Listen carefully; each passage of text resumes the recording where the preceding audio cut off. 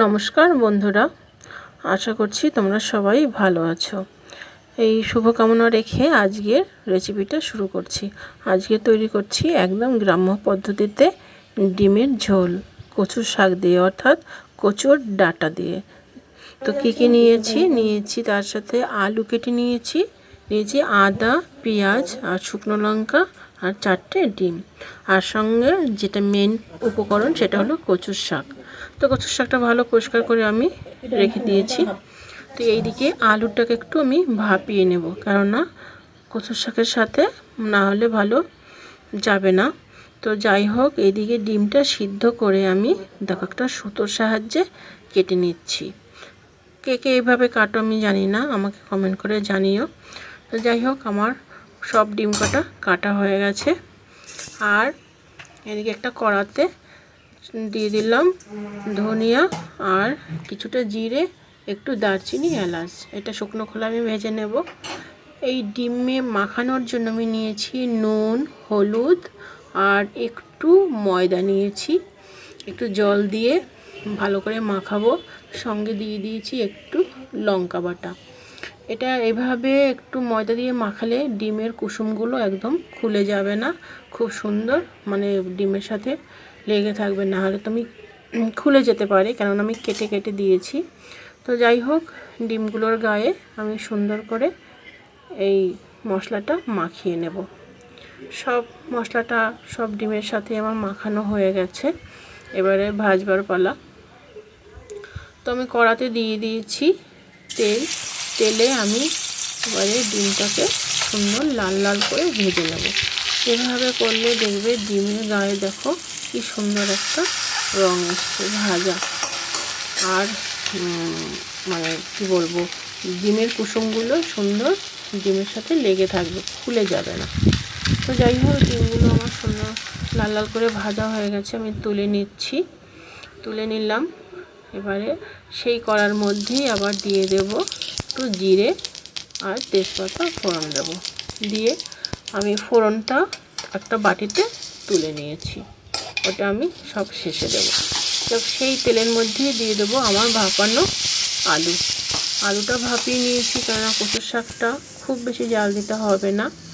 আর এইদিকে আমি কচুর শাকটা ভালো করে কেটে নিয়েছি, মানে সাইজ মতো কেটে কেটে রেখেছি।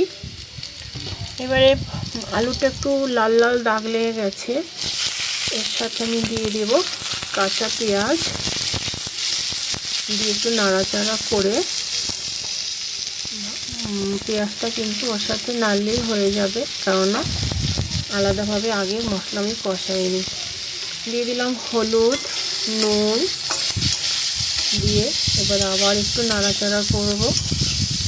নাড়াচাড়া করে একটু পেঁয়াজটা ভাজা ভাজা হয়ে আসবে, তখন আমি দেব আদা রসুন বাটা আর লঙ্কা বাটা। এটা যাতে পুড়ে না যায় তার জন্য একটু আমি জল দিয়ে কষিয়ে নেব। এবার একটু আমি জল দেবো, খুব অল্প জল দিয়ে আমি এটাকে ভালো করে কষিয়ে নেব। ভালো করে কষানো কাঁচা গন্ধটা চলে গেলে তবে গিয়ে আমি জল দিয়ে দেবো। আমার কাঁচা গন্ধটা চলে গেছে, ভালো করে কষানো হয়ে গেছে। এবার দিয়ে দেবো আমি জল দিয়ে ভালো করে এবার আমি ফুটতে দেবো। ফুটে উঠলে পরে দেখো আলুর কালারটা কি সুন্দর লাগছে। যাই হোক, এবারে ভালো করে ফুটে ওঠার পরে আমি এবারে কচুর শাক দিয়ে দেবো। দেখো ফুটে উঠেছে, আর কচুর শাকটা আমি দিয়ে দিলাম। কচুর শাকটা দিয়ে একটু নাড়াচাড়া করে আমি একটা ঢাকনা দিয়ে ঢেকে রাখবো। ঢাকনা দিয়ে ঢাকার পরে কচুর শাকটা সিদ্ধ হবে ভালো। আমি ঢেকে দিয়েছি। এবার ঢাকনা তুলে দেখো, অনেকক্ষণই আমি ঢেকে রেখেছিলাম, বেশ কালারটাও সুন্দর এসছে আর ঝোলটাও কমে গেছে, ডাঁটাগুলো প্রায় সিদ্ধ হয়ে গেছে, একটুখানি বাকি আছে। যাই হোক, এইবার আমি দিয়ে দেব আমার সেই শুকনো খোলায় ভাজা যে মশলাটা বেটে রেখেছি আর যে ফোড়নটা রেখেছিলাম, সেটাই আমি এখন একসঙ্গে দিয়ে দিলাম। দিয়ে এরপরে আমি দিয়ে দেবো সেই ভাজা ডিম। কেননা মশলাটা আগে দিলে মশলাটা ঝোলের সাথে সুন্দর ফুটে উঠবে। এরপরে আমি দেব ভাজা ডিমটা, দিয়ে বেশি আমার রাখা যাবে না, কারণ ডিমটা খুলে যাবে। যেহেতু অর্ধেক ডিম, তো ডিমটা আমি দিয়ে দিয়েছি। দিয়ে এবার আমি ঢাকা দিয়ে রাখবো। রান্না আমার প্রায় শেষ বলতে পারো।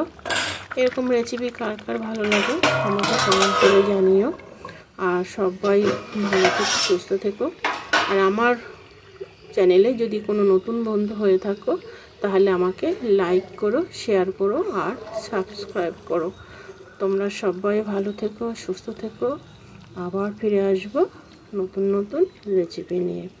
ততক্ষণ তোমরা সবাই ভালো থেকো আর আমার নতুন নতুন রান্না দেখতে থাকো।